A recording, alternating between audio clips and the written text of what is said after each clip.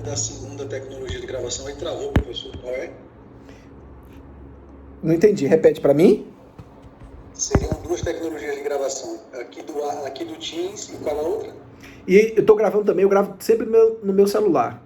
Todas as minhas aulas e depois eu disponibilizo no YouTube. Ah, tá. Porque travou na hora que falou. Isso. Então, pois bem, gente. Como eu dizia, é um conteúdo, o direito constitucional, que ele pode ser utilizado em qualquer ramificação jurídica que você venha adotar, que você venha exercer. Ou no exercício da sua boa advocacia, como eu finalizava em segundos atrás, ou na área de um concurso público, sempre será extremamente aproveitada. Isso já dá, acredito, já demonstre para vocês a solidez. O que é uma espinha dorsal nessa disciplina, que é o direito constitucional. E quando eu falo sobre isso, da espinha dorsal, que é o direito constitucional, sabemos nós que esse estudo jurídico não é um estudo raso, superficial. Não me vejam mal, mas eu preciso fazer também algumas observações para vocês. Observações de necessidade, gente. O nosso estudo jurídico, a dedicação que nós deveremos ter, não só a disciplina de constitucional, mas a toda a evolução do nosso conteúdo, semestre após semestre, deve ser sempre muito bem alicerçada, muito bem conduzida. Nós temos que ter muita seriedade. Seriedade não significa mau humor. Ser sério, ser compromissado, não significa ser enfadonho. Não é isso. Ser sério, ser compromissado, pode significar também um grande bom humor. Mas quando eu falo de compromisso, eu falo também da necessidade de uma rotina, de um parâmetro, de uma regularidade. É muito comum nós termos no nosso dia a dia, meus colegas, as chamadas janelas ociosas. E o que é a janela ociosa? São os momentos do nosso dia a dia, do nosso trajeto, feira, casa, trabalho, casa, os momentos em que você está numa fila de banco, quando ainda se usava a fila de banco de maneira mais rotineira, em que você não desenvolve nada, não produz nada intelectualmente. Só para vocês terem uma noção rápida do que eu estou falando para vocês, eu faço um rápido cálculo aqui. Eu moro aqui num bairro, para quem não sabe, as meninas que são de fora, o caso de Natália, com quem eu conversava um pouco mais cedo, eu moro no Sim, que é um bairro aqui da cidade. Eu levo 20 minutos do Sim para o meu escritório ou para a faculdade. 20 minutos para vir, de manhã cedo. 20 para voltar, almoço. 40 minutos. Eu volto para a faculdade, passo primeiro no escritório, dou um tempinho, depois vou para a faculdade, e de 3h30 até as 10 da noite eu fico na faculdade quando então retorno. Então eu tenho que ir e voltar 2 vezes. Uma ida, volta. Uma ida, uma volta. 80 minutos por dia dirigindo. Faço isso 5 vezes na semana, de segunda a sexta, 400 minutos em 5 dias. Imagine que são 4 semanas e meia fazendo isso. Eu tenho 4 vezes 4, 16, 1.600,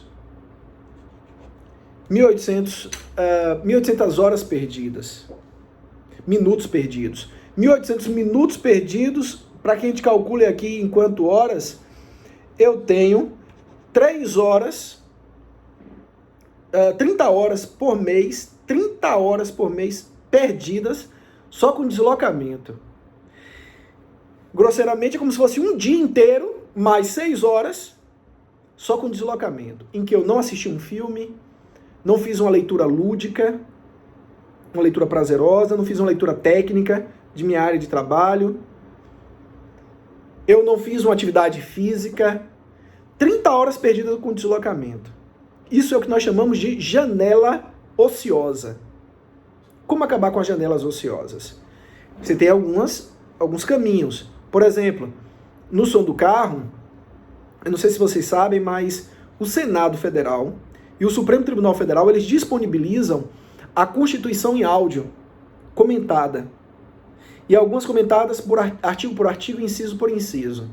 Em outras palavras, você está estudando o artigo 5º, Direitos Fundamentais, você pode ter a Constituição baixada somente nesse tópico para ouvir.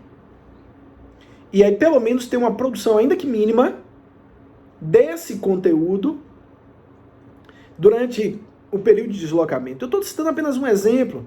Agora imagine quando vocês se deslocam, aqueles que são do interior, de Coité, de Serrinha, de São Gonçalo dos Campos ou Conceição da Feira, de Cachoeira, nesses deslocamentos que são perdidos ainda mais horas para além do simples trajeto. Porque para você ir ao ônibus que vai lhe transportar para a Feira de Santana, você tem que se arrumar, você tem que se preparar, chegar um pouco mais cedo no ponto, esperar o ônibus encher para voltar para a sua cidade. Então, esse trajeto, ele gera tempo perdido. E tempo é uma riqueza. E você tem que saber e ter habilidade para usar essa riqueza. Ter inteligência para focar naquilo que lhe é importante, acabando com essas chamadas janelas ociosas. Algo que é extremamente pernicioso e eu não posso deixar de falar. É o uso das redes sociais de maneira desorganizada, constante, intensa. Imagine que a todo momento, se vê uma mensagem no WhatsApp e você tem notificação de tela, é humano. Notificou na tela do seu celular, você vai lá e vai querer abrir. Eu vou olhar depois. Você não olha depois. Você fica se carcomendo ali por dentro, se corroendo por dentro e quer acessar logo aquela informação.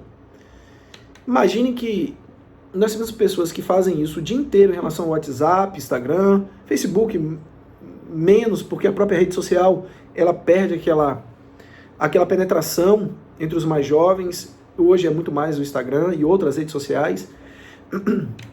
O tempo que você está desprendendo para acessar essas redes sociais é absurdo. É de um comprometimento intelectual, colegas, intenso. Imaginem mais. Nós não temos uma rotina de só olharmos o Instagram em determinado horário. Me parece que hoje existe a necessidade, chamarei assim, a necessidade de se acessar a todo momento redes sociais, WhatsApp e afins. Não se pode perder tempo. Nós temos que otimizar o uso do nosso tempo. Isso é extremamente importante. Caberá a cada um de vocês a habilidade necessária para fazer uso disso. E como será feito? Depende de cada um de vocês, das individualidades de cada um de vocês. Eu quero lembrar também que vocês estão num estudo jurídico em que as pessoas que fazem direito ainda me parecem um pouco vaidosas. Nós temos que nos despir de algumas vaidades. Só para você ter uma noção rápida, de quando em quando você tem uma matéria jornalística, quando tem alguém envolvido em alguns crimes e tal, eu sempre vejo matérias jornalísticas dizendo assim: estudante de direito mata companheira. Estudante de direito envolve-se com tráfico de drogas. Sempre tem alguma referência ao fato de ser estudante de direito. Mas eu não vejo matérias jornalísticas em que a chamada principal seja: estudante de farmácia mata a companheira. Estudante de biologia matou a companheira. Por que não se tem, na mesma frequência em que se tem, estudante de direito como chamada em noticiários? Porque o estudante de direito, na sua vaidade, ele passa a ser cobrado também pela sociedade. Como assim cobrado? Quando ele é abordado por uma viatura da Polícia Militar, quando ele passa por uma abordagem da Polícia Militar, me parece que a primeira justificativa, necessidade que ele tem é dizer a sua condição de estudante de direito. Como se isso fosse um algo a mais, um grande diferencial ou uma espécie de blindagem. Olha, eu sou estudante de direito. Como se isso tivesse o condão de evitar alguma conduta, não sei. Mas tem um fundo de vaidade nisso. Portanto, se você, para algumas situações, usa da prerrogativa de ser estudante de direito, a sociedade, no viés oposto, vai também te cobrar pelas suas condutas morais, pela sua postura, pelo seu dia a dia. Estudante de direito é tão ruim que não presta nem para ser humano. Não entendi, não. Estudante de direito é tão ruim que não presta nem para ser humano.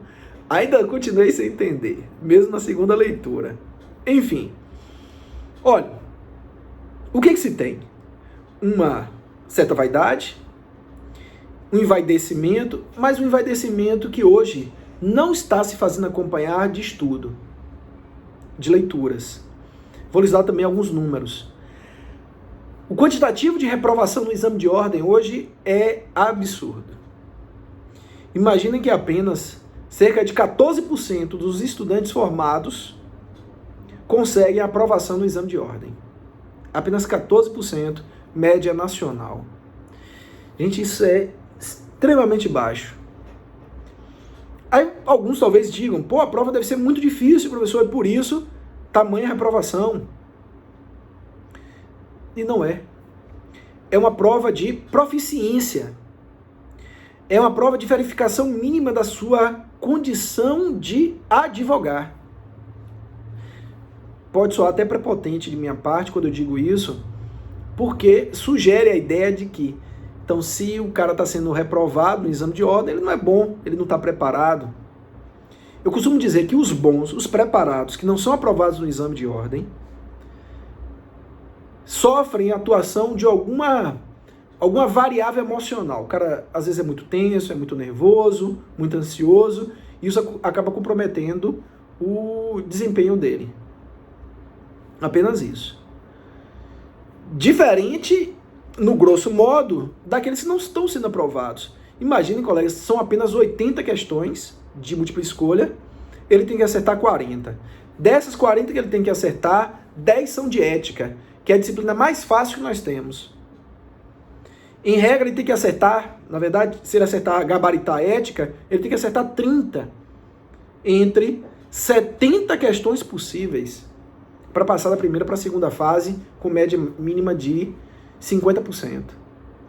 Na segunda fase, a prova é com consulta, simulando como se você estivesse no seu escritório de advocacia ou um ambiente parecido.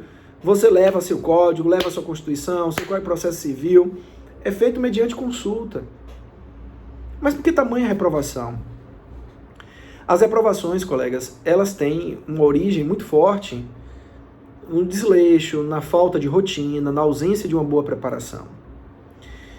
Inevitavelmente, muitos de nós, de vocês, digo e me incluo também, temos ou tivemos alguma deficiência de formação lá atrás, no estudo da língua portuguesa, ou no estudo das razões lógicas. Alguns detestaram matemática, como se matemática fosse um bicho de 7 cabeças, mas que não é. Só para vocês terem uma noção, quem não gosta de matemática, não gosta por algo muito simples. Você só vai gostar do que você entende. É impossível vocês gostarem do que não entendam. Ah, eu amo matemática. Tu tá entendendo? Não, eu só amo mesmo. Sou absurdo. Você vai gostar do que você entende. Só que o raciocínio matemático, ele não é bem conduzido desde a origem, causando as aversões, a dificuldade de entendimento. E aí eu vou já para o que nos interessa, basicamente, que é a disciplina jurídica. Imaginem, colegas, que quando vocês estiverem lendo um texto jurídico, você só vai gostar e caminhar e querer ler e entender mais, estudar mais, se você começar a construir entendimento.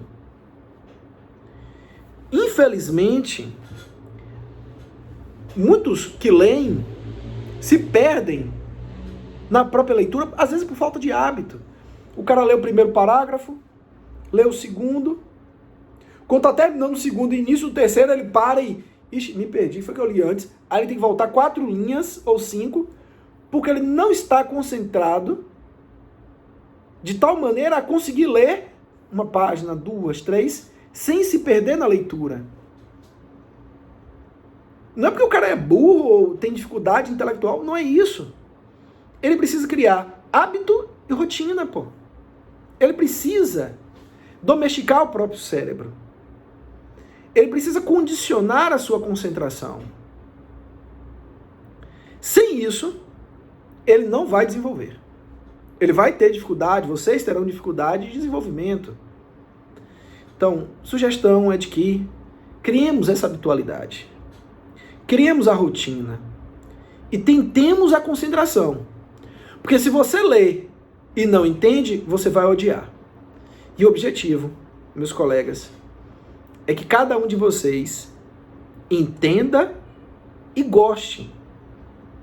Só haverá o gostar se você estiver entendendo. Sem isso, não. Sem isso é muito difícil.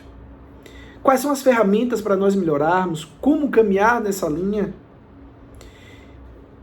Perceba, gente, que quando você está tentando entender a leitura de um texto jurídico, lá você tem um vocabulário que é muito específico.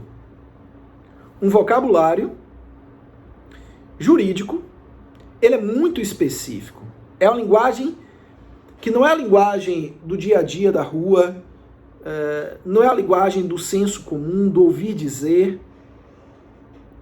O que as pessoas acham do ouvir dizer, todo mundo opina. Mas a linguagem jurídica é muito, muito além do que as pessoas comentam nos seus Facebooks ou Instagrams. Está muito mais robusto, é muito além disso. Vou te dar um exemplo simples.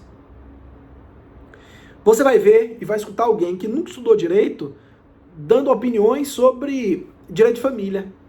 É a vivência dele, ele tem amigos e tal, que viveram um divórcio, que viveram uma ação de alimentos.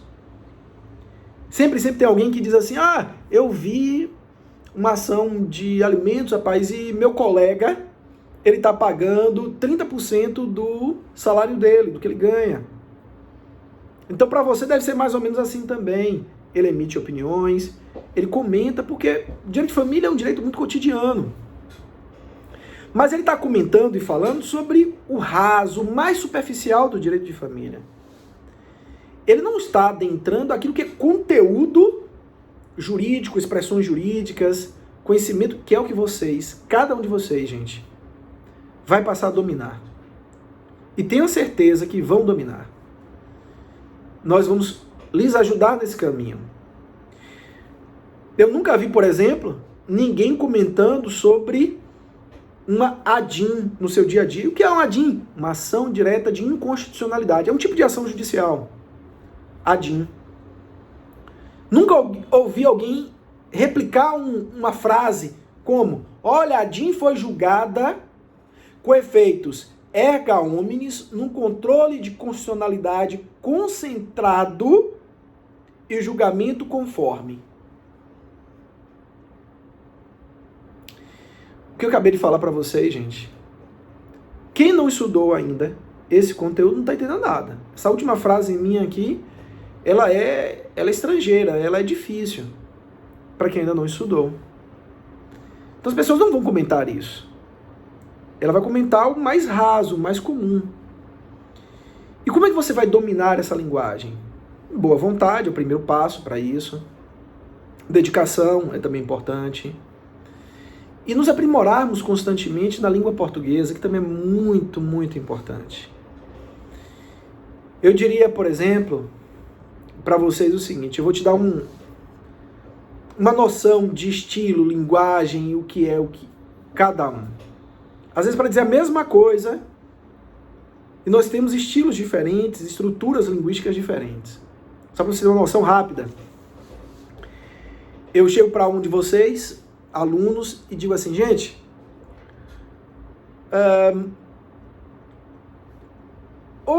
Vou pegar o nome aqui, ô Moisés, Moisés, faz uma gentileza para mim. Aí Moisés está me ouvindo de lá de sua residência e me diz assim, pronto, Paulo, pode falar. Moisés, procura o significado dessa palavrinha aqui, ó, no dicionário. Aí mostra um papel para ele e peço para ele procurar o significado de uma palavra que mostrei no dicionário. Moisés vai escutar, acredito que ele entendeu o que eu pedi e vai executar.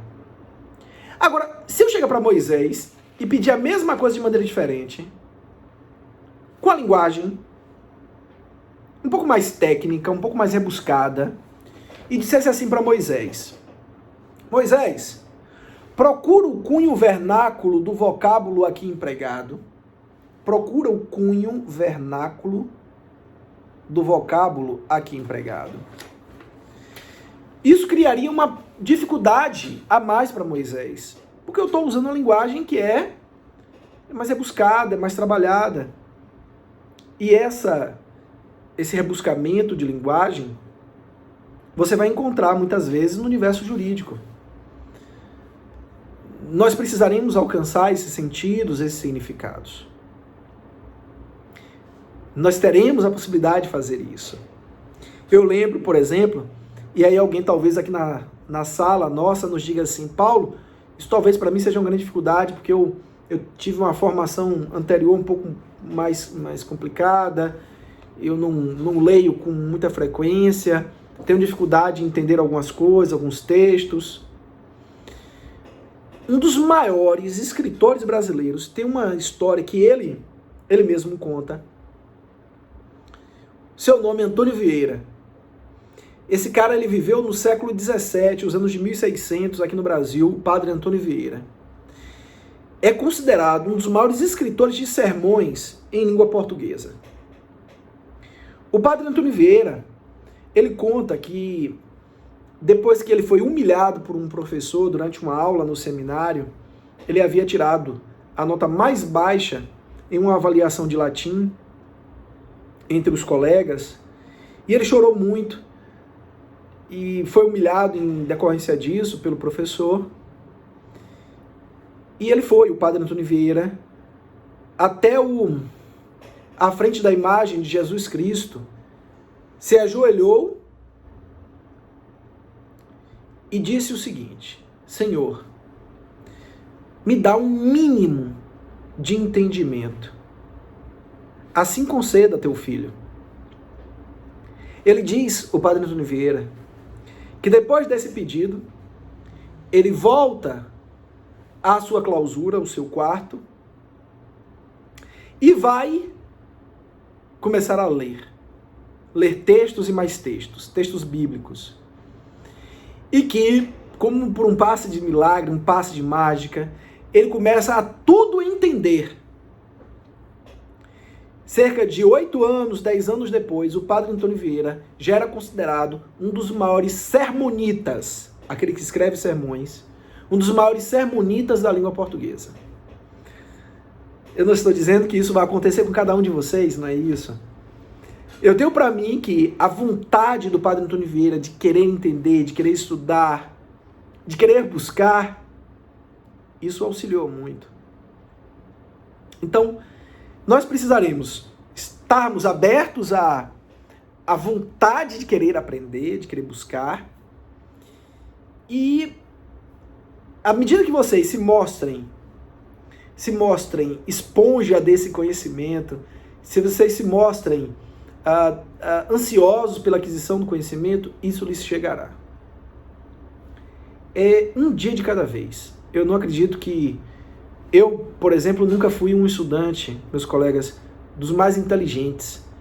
O cara que pegava tudo com muita facilidade. Não era. Eu lembro que meu colega, um dos meus grandes colegas, Alexandre Magno, um nome bem sugestivo, um nome forte, Alexandre, ele ia para a faculdade, ele levava somente o código. Eu levava o código, na época a gente não tinha esses tablets, smartphone, também se tivesse não ia ter dinheiro, pobre. E eu levava meu códigozinho, caderno, caneta, às vezes eu passava na biblioteca, pegava uma doutrina, eu levava para a sala de aula e eu copiava tudo, fichava tudo, o professor espirrava, eu espirrou. Eu era muito regular. Eu não li, não entendia na primeira leitura de logo, precisava de uma segunda leitura, de uma terceira. Meu estudo era mais demorado. E aí eu admirava fantasticamente meu colega Alexandre Magno, que ele guardava o conhecimento de uma forma fantástica. Nunca me senti menor do que ele, nunca me senti menos do que ele, achava apenas interessante, gostaria até de ter aquela característica que ele possuía, mas eu acreditava sempre na minha rotina, no meu entusiasmo, na minha vontade de produzir, e sempre sem muita angústia ou ansiedade. Um dia de cada vez, um pouquinho todos os dias, mas sempre, todos os dias, criando uma rotina e uma habitualidade que eu acho que será necessário para cada um de vocês, que aqui dentre vocês, tem aqueles que vão absorver o conteúdo de forma muito rápida, muito intensa, outros um pouco mais lentos. Não se sinta menor, nem aquele que pega mais fácil se sinta superior.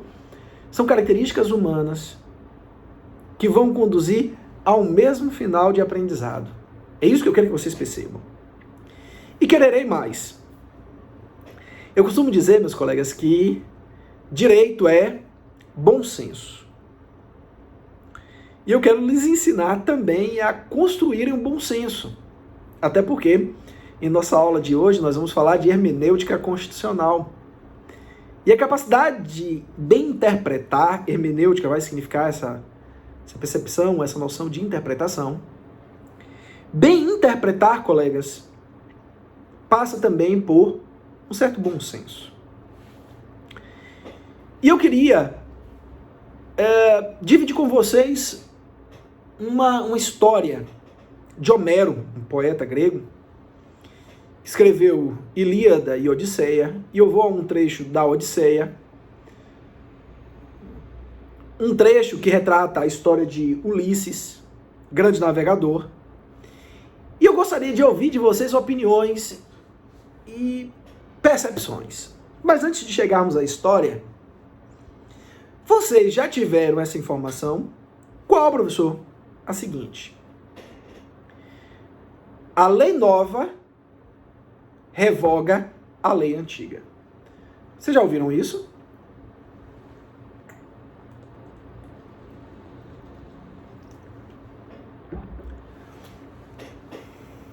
Teoria do direito. Na UNEF, com quem foi teoria do direito? Zé Lima. Lua e Zé Lima. Gosto tanto de um quanto de outro. No caso de professor Zé Lima, eu sou professor da primeira turma da FAM. 2007. 13 anos atrás, vai fazer 14 anos. Daquele grupo de professores da primeira turma da FAM, eu e o professor Zé Lima. Eu falo disso no orgulho, menino. Pelo fato de ser colega de Zé Lima, que vocês não têm noção. Um cara extremamente intelectualizado, bem formado, enfim. Só elogios rasgados a professor Zé Lima, e que o faria também, e o faço em relação à professora Lua Marina, mas no caso de Zé Lima, porque devo a ele, eu peço benção a ele, né? A professor Zé. Pois bem, a lei nova revoga a lei antiga. Se a lei estiver tratando sobre o mesmo assunto, a lei mais nova revogará a mais antiga. Isso é um princípio que nós construímos, adotamos, sabemos que é assim, como aplicação direta e tal. Pois bem, mas eu quero me socorrer de uma pergunta, meus colegas. Eu quero, então, voltar a uma situação que dizia a vocês, da história de Ulisses, navegador. E eu quero que vocês me respondam, após a história, se você vai aplicar ou não esse princípio que você aprendeu em teoria do direito. Que a lei mais nova revoga ou revogará a lei mais antiga. A história é a seguinte: Ulisses, grande navegador, ele estava navegando pelo mar Egeu e sabia que existia uma lenda ali em alto mar. A lenda dizia que habitava aqueles mares sereias, habitavam sereias. E que as sereias tinham um cântico inebriante. E que os marinheiros, ouvindo o cântico das sereias, eles cometiam um suicídio. Eles se jogavam em alto mar, indo atrás das sereias, e se afogavam. Não mais conseguiam regressar. Isso ocorria porque o cântico dessas sereias era fabuloso. Era inebriante, enlouquecedor. Ulisses, grande guerreiro e navegador, como era, ele, quando soube que passaria pelo mar onde existiam várias sereias, ele foi audacioso. Ele disse o seguinte: eu vou ouvir o cântico das sereias, eu quero ouvir. Ele então cria a primeira lei, escutem. A primeira lei que Ulisses cria é: marinheiros, ele capitão, marinheiros, me amarrem ao mastro do navio. Me amarrem ao mastro do navio. Vocês irão colocar cera de abelha aos ouvidos, para que tenham dificuldade em ouvir o cântico das sereias. Eu, contudo, ficarei sem cera aos ouvidos. Estarei amarrado ao mastro do navio para que eu não tenha o desejo de me jogar em alto mar. Pronto. Qual foi a primeira lei de Ulisses? Primeira lei fora. Primeira lei: me amarre ao mastro do navio, para que eu possa escutar o cântico das sereias. Pois bem, quando Ulisses e o seu navio se aproximaram do mar onde estavam as sereias começaram a cantar. Ulisses, ouvindo aqueles cânticos, ficou de tal forma inebriado que criou a segunda lei. Na segunda lei, Ulisses dizia: me desamarrem do mastro do navio. Aquele que não obedecer, pagará com a própria vida. Segunda lei, tratando sobre o mesmo assunto, a lei mais velha revoga, a lei mais antiga revoga a lei mais nova. Pronto. Pergunta para meus colegas, vocês, gente. E aí? Os marinheiros devem seguir a lei mais nova ou respeitar a lei mais antiga?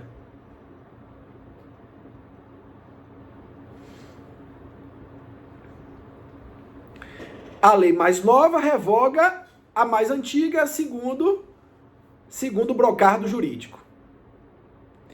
O que os marinheiros devem fazer? Seguir a lei mais nova ou respeitar a mais antiga? Se considerar que Ulisses, no tempo da ação, era relativamente incapaz, porque estava possuído pelo canto da sereia, então a lei mais nova não vai ter validade, então seria aplicado a antiga.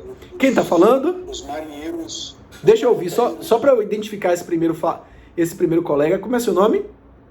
Lucas. Lucas. Fã ou nef, Lucas? Sou da FAM. Da FAM. Lucas, observe que você criou para a lei uma ressalva. Qual foi a criação? Qual foi a ressalva que você criou? Olha, em decorrência do estado de relativa incapacidade, nós não vamos aplicar a lei mais nova. Vamos permanecer com a mais antiga. Você já observou que não existe essa ressalva quando a gente aprende a teoria? Que na teoria a lei mais nova revoga a norma mais antiga quando tratar do mesmo assunto. Inclusive se diz assim, revogam-se as disposições em contrário. Revoga tudo que for contrário ao que é mais novo. E aí, o que fazer nessa condição? Seguir a lei nova? Os marinheiros não estavam ouvindo a nova lei, professor, por causa da cera de abelha. Não, a cera de abelha, ela dificultava o ouvir, mas não impedia a totalidade do ouvir. Entende? Você procurou um subterfúgio ou outro. Algumas respostas respeitaram a mais antiga. Os marinheiros estavam surdos. Soltar ele. Morreu. A lei nova revoga a lei antiga naquilo que lhe for contrário. É o nosso aprendizado. Malandro Humberto teria que soltar. Observem, colegas, que eu concordo com o Lucas quando faz a ponderação. Qual é a ponderação que o Lucas fez? Olha, ele está com a perda de suas faculdades mentais. Como agir nesses casos? O que fazer? Observe que a gente não cria no direito muitas exceções, a gente parte de uma regra muito generalista. A lei nova revoga a mais antiga. É isso que nós aprendemos. Só que nós temos que ter o cuidado, meus amigos, para não sermos bitolados, fechados, e enxergarmos a lei como uma verdade absoluta.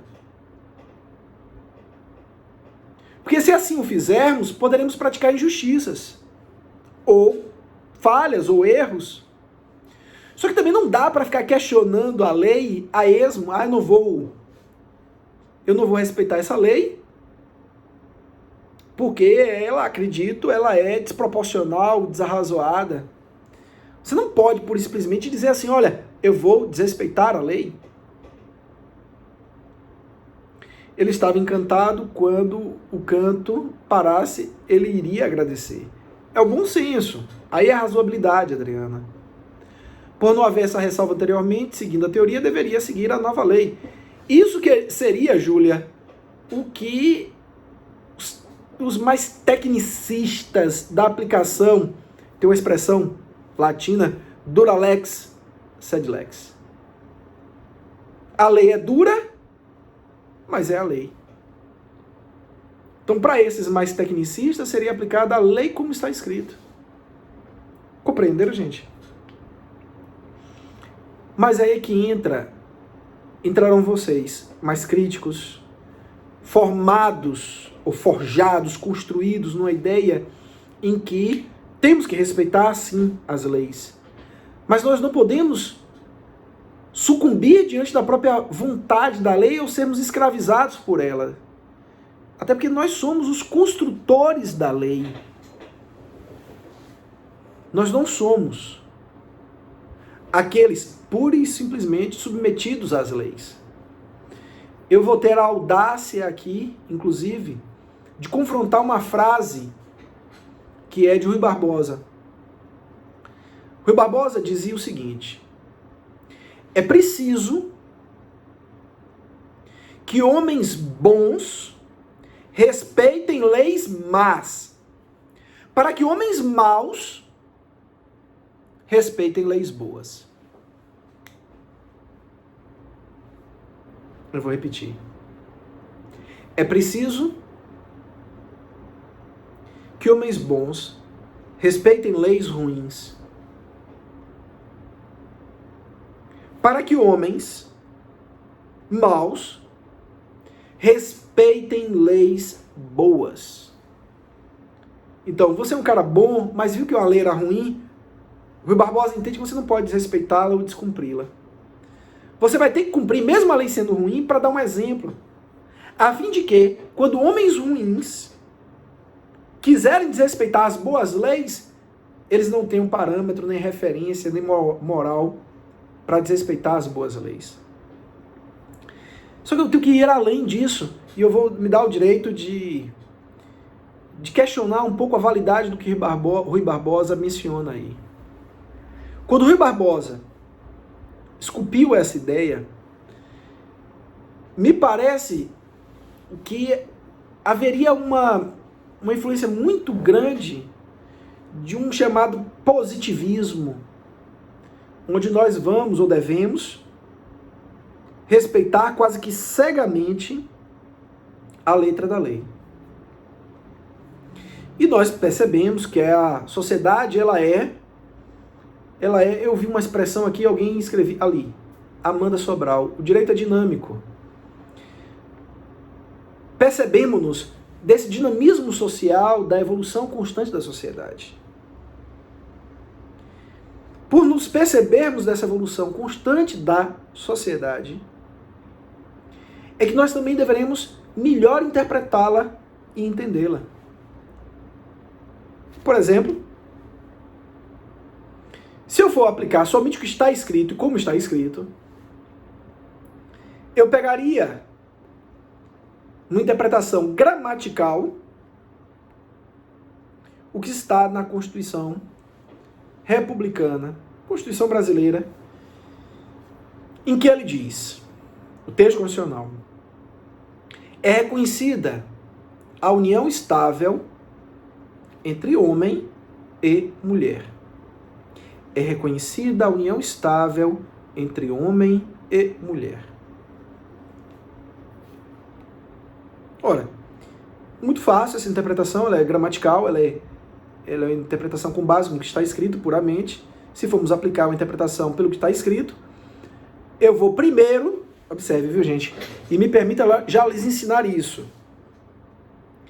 Muitos quando escutam essa frase só pensam no conceito do que é homem e mulher. Só que antes, você tem que saber o que é união estável. Existe uma definição de união estável, até para que não ficasse uma definição pessoal de cada um. O que é união estável? O Código Civil vai entender que a união estável é a união pública, contínua, duradoura e com ânimos de constituição familiar. Eu vou repetir os 4 conceitos.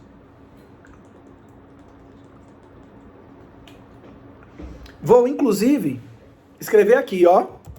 É reconhecida a união estável entre homem e mulher. Muitos, quando têm algum conhecimento sobre o fato desse trecho do texto constitucional já ter sido analisado, as pessoas perguntam, homem e mulher pode ser homem, homem, ou mulher, mulher, tá. Mas antes de chegarmos até essa parte, o ideal é entendermos o que é união estável. União estável será a partir de 1 mês, 2 meses? O que é união estável? O Código Civil vai dizer, olha, união estável é a união pública, como assim pública? Não escondida. Os vizinhos, quando veem o casal, os reconhecem como sendo um casal. Não é o encontro furtivo, escondido. Ó, minha filha, sai aí que eu te encontro dentro do mercantil. Tu entra ligeiro no meu carro, viu? Isso não é encontro, não é um relacionamento público, é um relacionamento furtivo. É a união. Não sei, fui dar esse exemplo, achei que pudessem talvez se recordar de algum momento. Mas bem, é a união pública, contínua. O que é contínua? Namorou há 10 anos atrás, interrompeu o namoro, passou 5 anos, cada um com suas respectivas vidas, se reencontraram 6 anos depois, namoraram mais 1 ano, depois voltaram. Isso não é contínuo. Continuidade. Pública contínua. Duradoura. Não é um relacionamento de 1 semana, 2 semanas. É um relacionamento que já se mostra socialmente há 1 ano.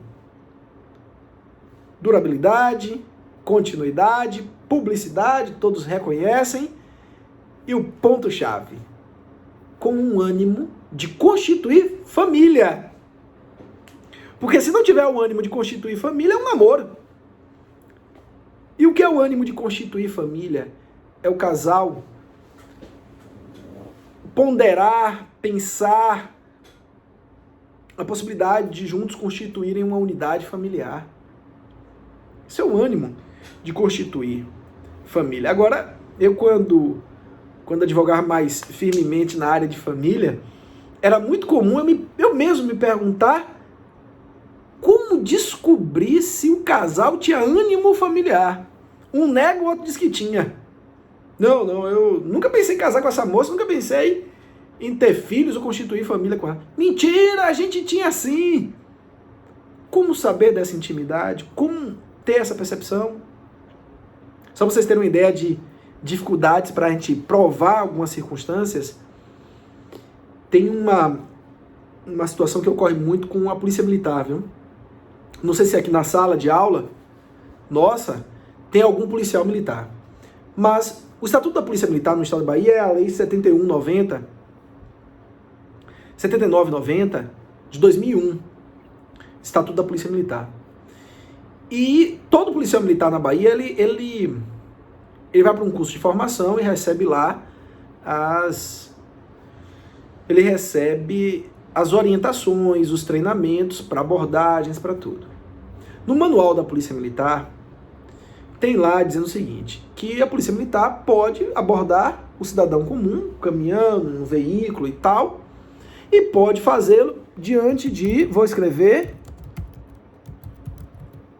colocar entre aspas, diante de, aqui, para você visualizar. Viram o que eu escrevi?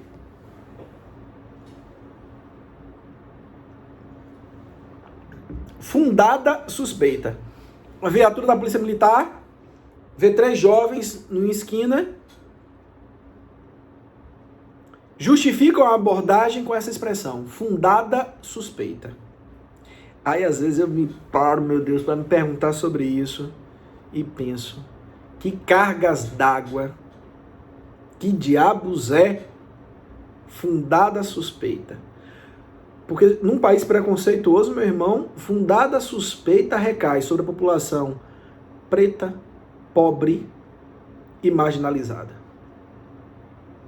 Você vê 3 jovens negros em uma esquina, infelizmente, ali há um distrato na conduta.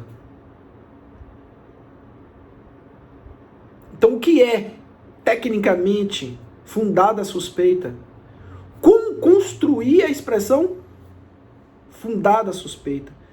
Eu vejo o Arthur aqui escrever, muito subjetiva, sim. O que é essa suspeição, essa dúvida na conduta dos indivíduos que justifique a abordagem policial? Eu não sei se vocês já viram, colegas, um vídeo que circula, um vídeo ocorrido nos Estados Unidos, de 2 ou 3 policiais, 2 policiais na imagem, policiais brancos, abordando um homem negro, alto, que era agente do FBI.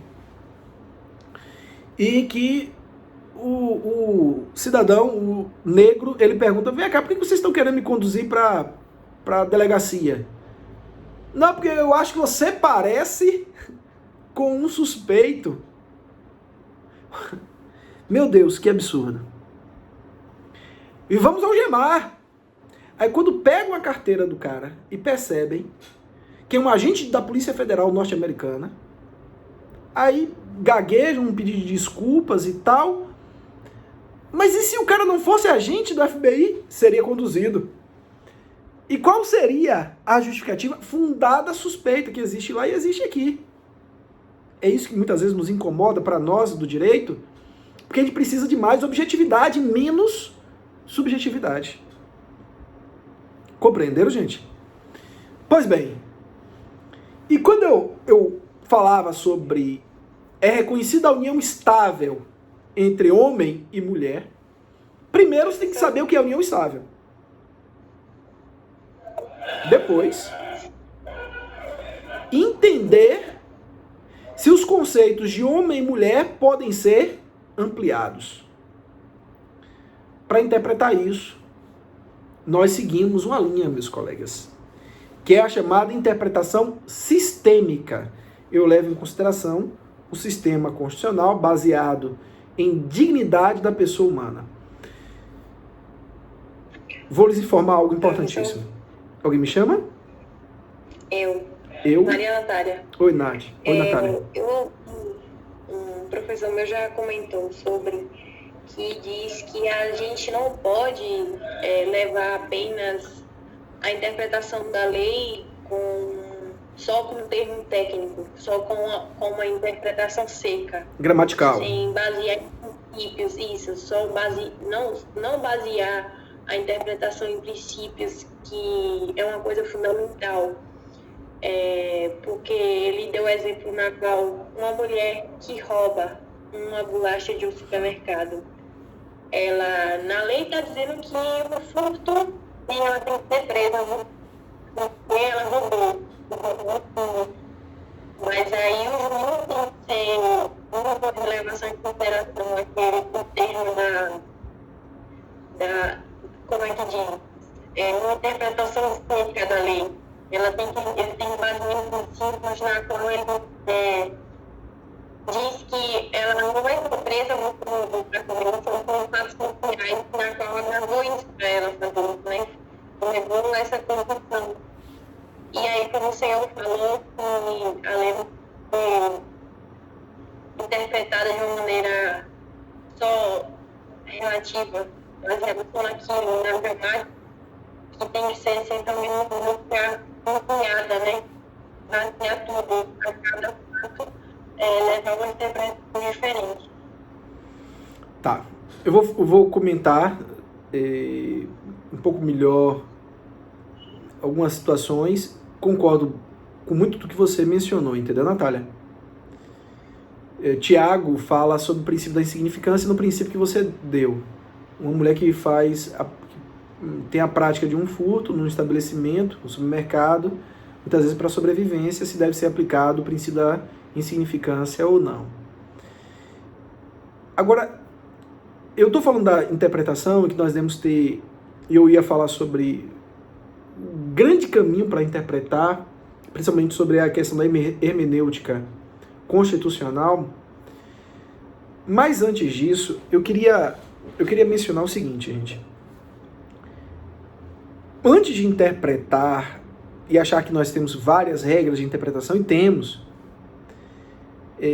a interpretação gramatical é também um método de interpretação. A interpretação gramatical, que está escrito, é também um método de interpretação. Nós não usamos somente esse método. Consideramos que interpretar somente utilizando do viés gramatical, você pode cometer injustiças. Eu vou mostrar isso um pouco à frente. Interpretar só pelo que está escrito, na letra fria da lei, na expressão gramatical do que está escrito, pode levar a algumas injustiças, alguns erros. Interpretar também pelo que se quis dizer é perigoso. Porque observe que a ideia de o que se quis dizer vai nos fazer entrar no mundo de adivinhação. O que o legislador quis dizer? Puxa vida.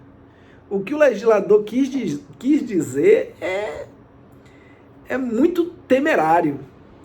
Lá na frente eu vou comentar com vocês um doutrinador, jurista, pensador austríaco que foi radicado na Alemanha, que é o Hans Kelsen. Kelsen, ele escreveu um livro intitulado A Teoria Pura do Direito. Todo estudante de primeiro semestre e segundo ouve de maneira recorrente. Mas vou lhes dizer o seguinte, viu? Muitos, inclusive professores, pessoas do dia a dia, falam de Kelsen, mas nunca leram, viu? Leram trechos. O ideal é que o aluno lesse a teoria pura do direito do início ao fim, mas muitos falam por ouvir dizer, eu sei que teve isso ou aquilo. Enfim, Kelsen, ele dizia que a lei não foi feita, escutem, para ser interpretada. Lei que precisa de interpretação não é boa. Porque se você precisa interpretar é porque está obscuro, está difícil e as pessoas precisam criar mecanismos de entendimento do que está redigido, do que está escrito. A lei foi feita para você aplicar na condição em que ela está, escrita daquela forma e ponto. Uma lei não deve ter 2 interpretações, 3 interpretações ou possibilidades. Quando o legislador constrói a lei, ele o faz para que qualquer do povo possa aplicá-la, que nós possamos respeitá-la e aplicá-la. Então a lei não nasceu para ser interpretada. Contudo, as situações do dia a dia, do cotidiano, obrigam ao enquadramento entre o que ocorreu e o que diz a lei. E é aí que começa, nesse enquadramento, as nossas tentativas de buscar a melhor aplicação ou o melhor sentido da lei. Compreenderam, gente? Pois bem, mas eu queria fazer uma ressalva que considero importantíssima para que vocês guardem isso como informação. Na primeira aula de hoje. Você sabe qual é o grande parâmetro de interpretação, o grande princípio que nos ajudará a interpretar a Constituição? O princípio é princípio da... Isso, Arthur. Princípio da dignidade da pessoa humana. Eu vi você escrever dignidade. Vou escrever junto com você aqui.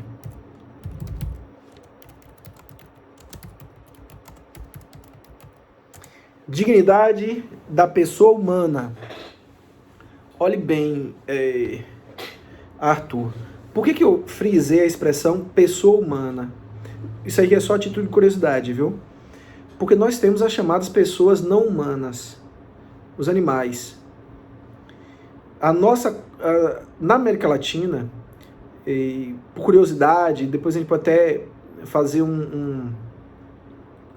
uma aula distinta das aulas regulares, escolher aí um sábado à tarde para a gente fazer uma oficina de direito constitucional, somente como se fosse uma liga de direito constitucional, somente para a gente discutir algumas curiosidades, viu? Algumas inovações, algumas mudanças, o que será o direito constitucional daqui a 3 anos, 4, 5, isso nos enriquecerá. Quando eu falo pessoa humana e pessoa não humana, na Bahia, um promotor de justiça, alguns anos atrás, entrou com uma ação de habeas corpus em favor de uma chimpanzé, aqui em Salvador. E quando ele ajuizou a ação de habeas corpus, foi muito criticada, tem, sei lá, 10, 15 anos, se criticou muito porque se dizia que habeas corpus é para proteger o direito de ir e vir do ser humano. O nosso direito de ir e vir. E mais de 10 anos atrás, um promotor ajuizava uma ação em favor de uma chimpanzé, alegando o direito da pessoa não humana. Nós temos uma Constituição na América Latina, que é a Constituição do Equador. Essa Constituição é chamada de Constituição Pachamama. E a Constituição da Pachamama, da Pátria-Mãe, Pachamama, ela já se antecipa e coloca a dignidade da pessoa não humana mormente relacionada aos animais. Isso é muito bacana. Mostra que a América Latina tem conceitos jurídicos que nós poderemos absorver e melhorarmos. Isso é interessantíssimo. Acho que é uma evolução. E vamos aprendendo também e ensinando. Aprendendo e ensinando com os nossos vizinhos na América Latina para fazer um direito constitucional melhor. Então, por isso, Arthur, eu vou enfatizar a expressão pessoa humana, porque nós temos as chamadas pessoas não humanas. Mas é sim, você está certo, quando a gente diz que o vetor de interpretação da Constituição é a dignidade da pessoa humana. Quando nós estivermos em dúvida no conflito de direitos fundamentais, quando estivermos falando sobre isso, ou formos falar sobre isso, e na dúvida do que deve prevalecer, o norte deve ser, para bem interpretarmos, dignidade da pessoa humana. Vou te dar um exemplo simples. O que deve prevalecer? Eu tive um professor, um professor que falou, quando você não souber o que falar, coloque princípios da dignidade da pessoa humana. Cabe em tudo. Qualquer coisa, você pode colocar lá que vai dar certo. E dá. Se for para um viés constitucional, a gente utiliza muito, viu? Mas observe que quem falou foi Natália também, novamente, só para eu saber. Foi quem? Letícia. Letícia que é líder. Isso. Pronto. Agora já localizei. Então vamos lá. Observem bem, gente. A dignidade da pessoa humana é o nosso norte de interpretação. E aí, em alguns momentos, nós vamos ter direitos da Constituição, que são fundamentais, colidindo. É uma ideia de colisão de direitos. Eu deveria perguntar assim, o que vale mais? O direito à informação ou o direito à intimidade? O que vale mais? O direito à vida ou o direito à dignidade? Quando nós fazemos essas perguntas, a gente tem que ter uma relação, e eu concordo, Lucas, depende de uma série de variáveis aí, inclusive, viu? Uma série de variáveis. A gente pode, nesse instante, comentar o caso da menina menor que abortou e que houve críticas e apoios, muito mais apoio à menina e críticas a quem se opôs ao aborto ali praticado. Mas do ponto de vista constitucional, nós vamos questionar sempre o sentido de validade das normas. O que vale mais? Mas para saber o que preponderará, o que vai se sobrepor, aí teremos que questionar, meus amigos. Onde estará o vetor de interpretação? E eu estou batendo essa tecla, mas se eu fosse professor aqui agora, de direito civil ou direito do consumidor, qual o princípio maior do direito civil? Princípio da boa-fé objetiva. Lá na frente vocês vão estudar isso de forma bem detalhada. Não comigo, né, com os meus colegas. Princípio da boa-fé objetiva é o que rege as relações civis, os contratos. Mas para o direito constitucional, o princípio maior é o princípio da dignidade da pessoa humana. Compreende? Então vamos lá. Ô Paulo, me organize aí minhas ideias. Organizo. Seria o seguinte, gente. Imaginem vocês que o nosso tópico de aula, ele se inicia com a ideia de hermenêutica constitucional. O que é hermenêutica constitucional? Bem interpretar a Constituição. Mas para que nós interpretemos a Constituição, eu estou verificando como é que está o bom senso de vocês, a criticidade de cada um de vocês. Quando falei do caso de Ulisses, por exemplo, é para